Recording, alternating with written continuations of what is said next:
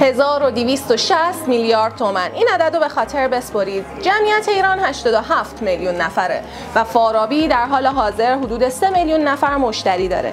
یعنی هنوز 84 میلیون نفر از جمعیت ایران هستن که میتونن با لینک اختصاصی شما توی این کارگزاری ثبت نام کنن. فارابی به ازای هر مشتری جدیدی که با لینک اختصاصی شما توی این کارگزاری ثبت نام کنه 15000 تومان وجه نقد میده. 15084 میلیون یعنی 1260 میلیارد تومان درآمد. حالا چطور باید این درآمد رو کسب کنید؟ خیلی ساده است.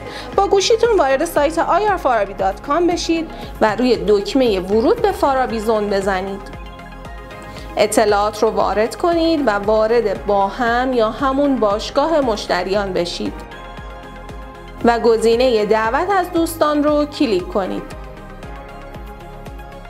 اینجا میتونید به سادگی به کسایی که میخواید پیامک بزنید یا ساده تر از اون با کپی کردن لینک اختصاصیتون اون رو از طریق شبکه‌های اجتماعی برای دوستانتون بفرستید.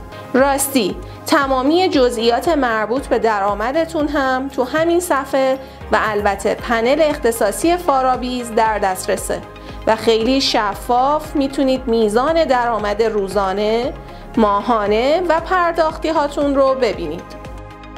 به همین راحتی. این تازه شروع ماجراست. از این به بعد 15% از کارمزد معاملات دوستانتون هم به شما تعلق میگیره و اگر دوستتون هم کسی رو به فارابی معرفی بکنه از ثبت نام و معاملات دوستتون هم درآمد ثابت و متغیر خواهید داشت.